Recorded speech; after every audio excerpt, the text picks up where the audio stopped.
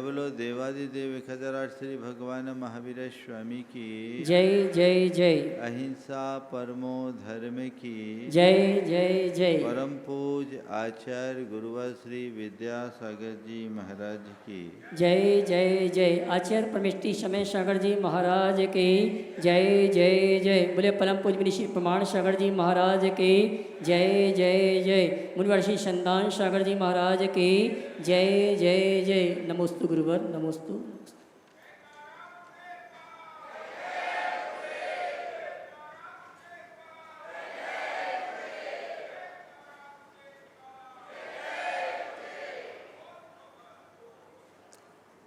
प्रभु भक्ति के ये क्षण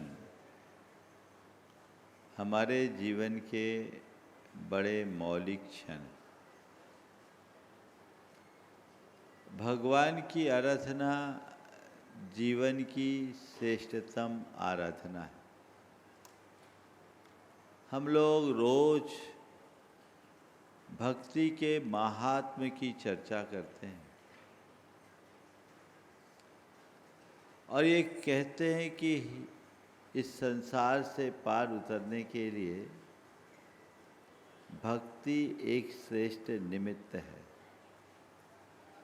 आप लोग रोज रोज ये पंक्तियां दोहराते हैं, यह भव समुद्र पार तारन के निमित्त सुविधि ठही, अति दृढ़ परम पावन यथारथ, भक्तिवर नौका सही।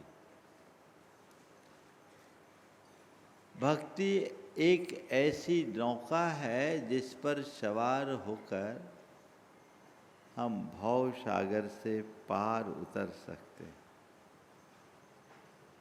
सवाल, भक्ति में आखिर ऐसा क्या है जो हमें संसार से पार लगा दे? एक बार एक युवक ने मुझसे पूछा कि महाराज जी, भगवान का नाम लेने से कर्म कैसे कटते हैं?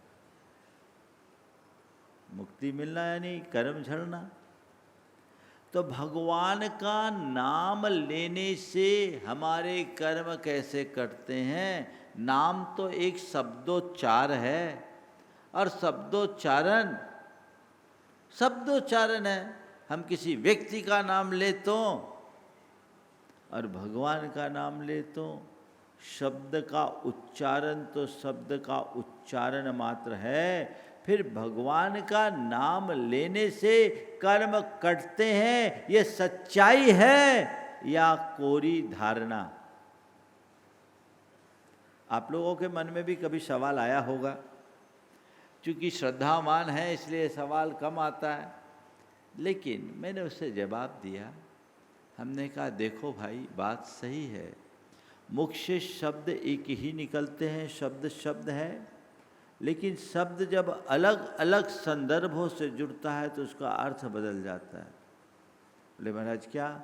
हमने कहा तुम अपनी माँ को माता बोलते हो, माँ का नाम लेते हो, माता कहकर माँ को पुकारते उस समय की मनोदशा और अपने माँ के समवयस्क किसी स्त्री को माता बोलते उस समय की मनोदशा क्या समान होती है? नहीं महाराज, अलग अलग होता है, माँ के प्रति अलग भाव होता है। बोले माता शब्द तो दोनों में एक सा बोले, इधर भी माता उधर भी माता, शब्द वही उच्चारण वही, फिर उसके अंतर से उसके उच्चारण से भावों में परिवर्तन क्यों? महाराज माँ के प्रति श्रद्धा है।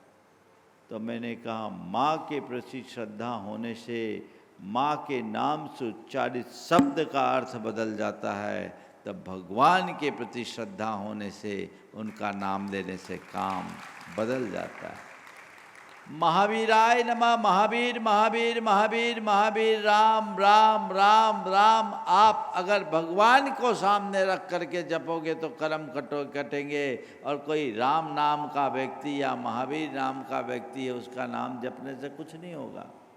अरहंत भजोगे तो कर्म कटेगा और अरहंत पुकारोगे तो हो सकता उल्टा कर्म बंध भी जाए।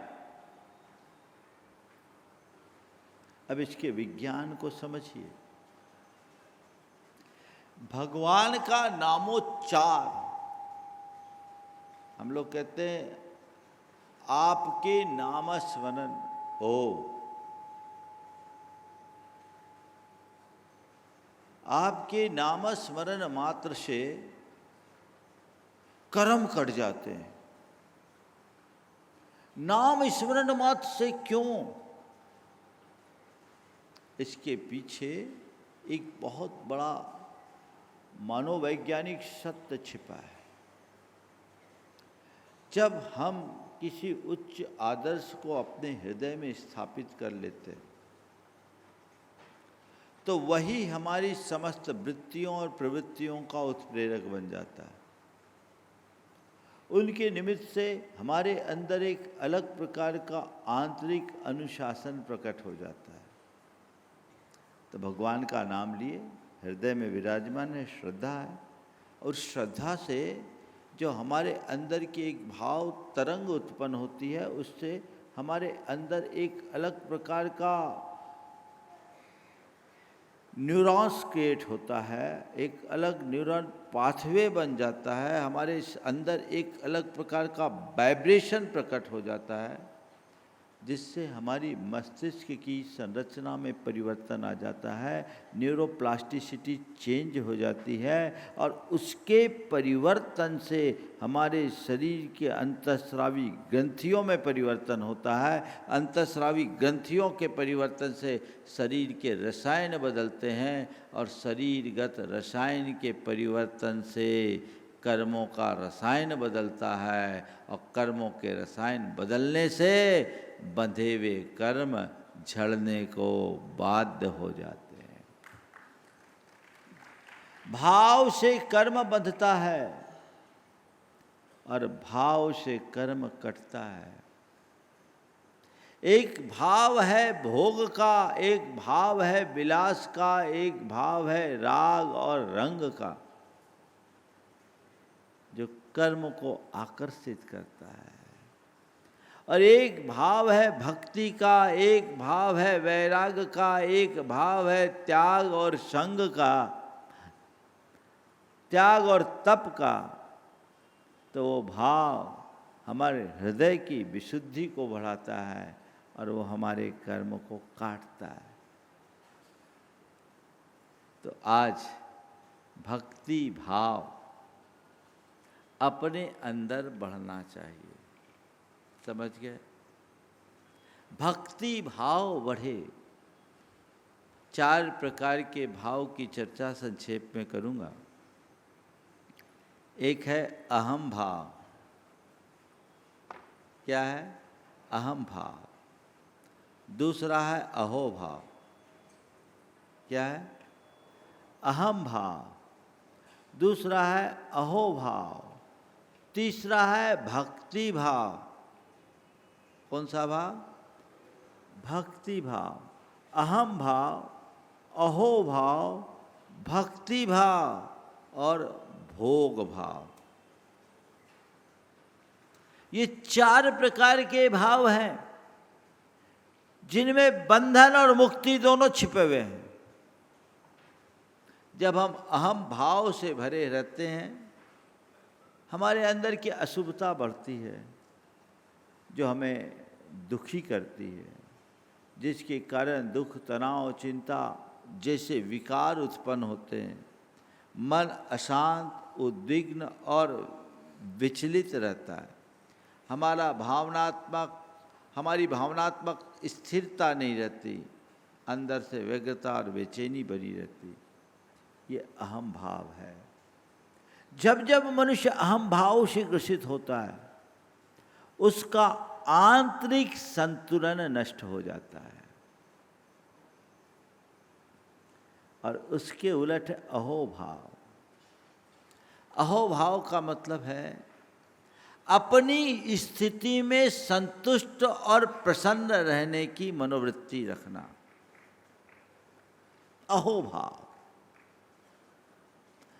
जो है जैसा, उसमें खुश, प्रसन्न, सहजता मूलक जीवन जीने का अभ्यास, ये अंदर की आंतरिक संतुष्टि और भीतरी प्रसन्नता का उदाहरण है। जब आपके मन में संतुष्टि होगी, आप अहोभाव से भरे रहोगे, मन में किसी भी प्रकार की आकुलता व्याकुलता नहीं। समझ गए? ये हम जैसे जैसे साधना के क्षेत्र में आगे बढ़ते हैं, उत्तरोत्तर इस अहोभाव की वृद्धि होती है। इसी का नाम समता है, इसकी का नाम साक्षी भाव है, इसी का नाम निष्काम योग है, इसी का नाम आज के शब्दों में माइंडफुलनेस है। अहोभाव, अहम भाव का तिरोभाव और अहोभाव का आविर्भाव होना चाहिए। भक्ति उस अहम भाव को मिटाने का मूल है और अहोभाव को जगाने का आधार। यदि अंतरंग में भक्ति विकसित हो जाए, हमारा अहम भाव मिटेगा। हमारे शास्त्र कहते हैं, भक्तिये जिनवरानम जम खीयदे पुव्व संचियम कम्मम। भगवान की भक्ति से पूर्व संचित कर्म नष्ट होते हैं। हम कहते हैं भगवान की भक्ति करने से सम्यक दर्शन की प्राप्ति हो जाती है।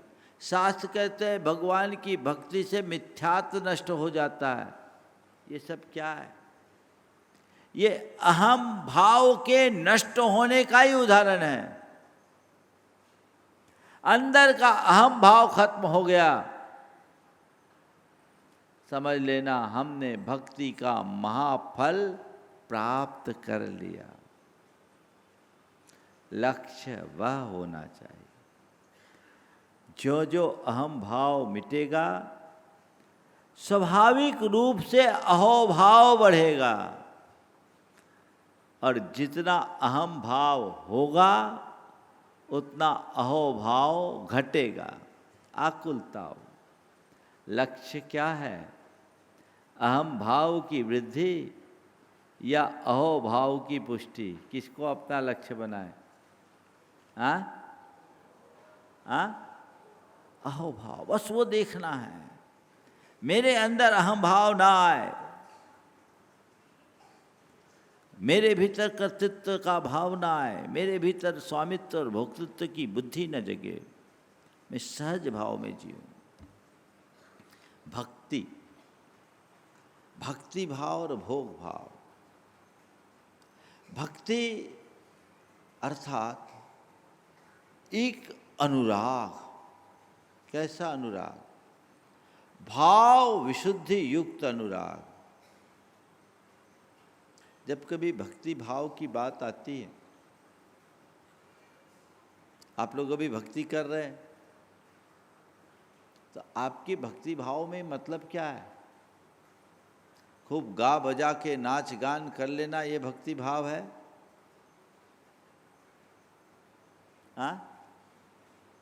गा बजा कर नाच गान करना मात्र भक्ति भाव नहीं है। ये तो भक्ति की अभिव्यक्ति का एक बाहरी रूप है। असल में भक्ति क्या है? अनुराग। भक्ति क्या है? अनुराग।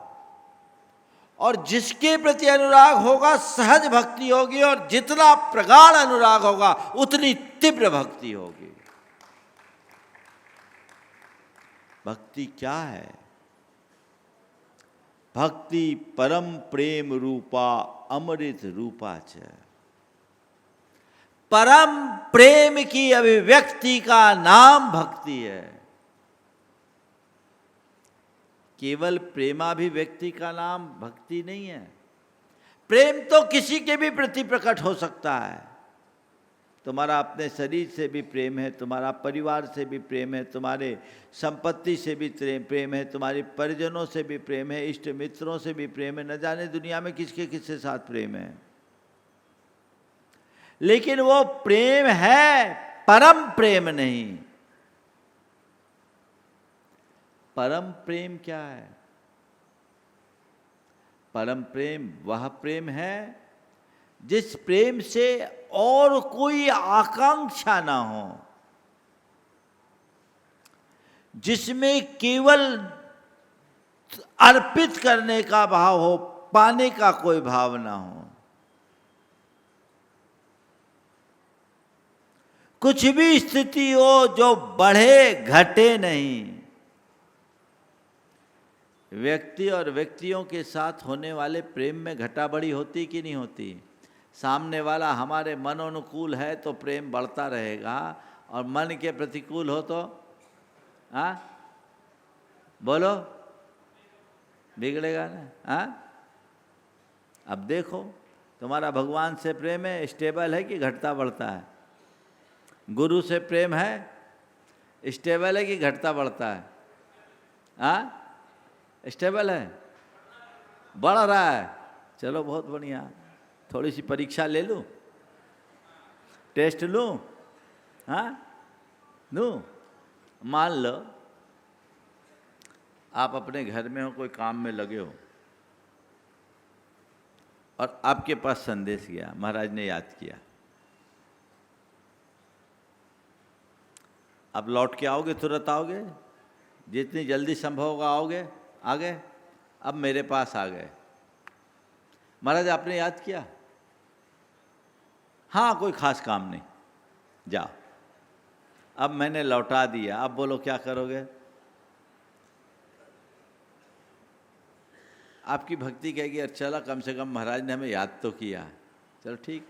घर पहुँचे हो, 10 मिनट बाद फिर सुदर्शन ने फ़ोन किया, महाराज ने याद किया। अब क्या करो? अरे अभी तो महाराज ने बुलाया, फिर बुला लिया, अब क्या मामला है, चलो फिर चलते हैं। अब दोबारा फिर आ गए।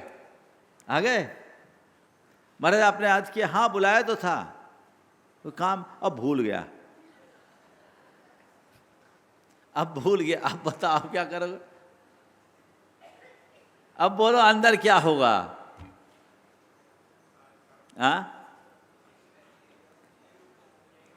यहीं रुक जाते हैं। चलो तीसरी टेस्ट और ले लो। अब आधा घंटे बाद फिर बुलाया तुम्हें, तुम आगे, महाराज बुलाया? हाँ बुलाया, पर अब देखा तक नहीं, तुम्हारी तरफ देखा तक नहीं, और जो तुम्हारा विरोधी है उससे हंस के बात कर रहे हैं। अब बोलो क्या करोगे? तुमसे तो बात भी नहीं करे, तुम्हारी तरफ देखे भी नहीं, और तुम्हारे विरोधी से एकदम हंस हंस के बात कर रहे हैं। अब बोलो तुम्हारा प्रेम कहाँ जाएगा? ईमानदारी से बोलना, अंदर क्या प्रतिक्रिया होगी? यार पता नहीं आज महाराज को क्या हो गया, 3 बार हो गया, एकदम बुला लिया, सब काम छोड़ कर आए। हम हमेशा महाराज के नाम पर एक पैर पर खड़े रहते हैं, और एक पैर पर खड़े रहने के बाद तो आज तो महाराज ने बिल्कुल कुछ समझ में नहीं, आज क्या हो गया। और देखो तीसरी बार बुलाया, और हमसे हमारी तो बुलाया, महाराज हमारी तब देखे तक नहीं, उससे बात कर रहे हैं जो किसी काम का आदमी नहीं। अब बोलो कहाँ गया प्रेम? बस इसी प्रेम का नाम है पामर प्रेम। ये पामर प्रेम है जो प्रसंग और परिस्थिति के अनुरूप बदले। वो प्रेम संसार को नहीं मिटाता, और जो प्रेम एक बार प्रकट होने पर बढ़ता ही जाए, वो हमें मुक्ति तक पहुंचा देता है। ये भक्ति है, भाव विशुद्धि युक्त अनुराग, परम प्रेम रूप भगवान से ऐसी भावना भाव। भगवान आपके प्रति प्रेम तो हो गया, इस अर्थ में मैं भाग्यशाली हूँ कि आपका नाम लेने का जी करता है। जब भी समय मिलता है मैं आपके चरणों में आता हूँ, आपके पास बैठने का जी करता है, आपसे बात करने का मन करता है, आपकी शरण में रहने का मन करता है। लेकिन भगवान कुछ ऐसा कर दो कि मेरा जो आपके प्रति प्रेम है वो प्रेम केवल आप तक सीमित हो जाए, मेरा सारा प्रेम केवल आप में समर्पित हो जाए, अब और किसी से प्रेम की कोई बात ही ना हो।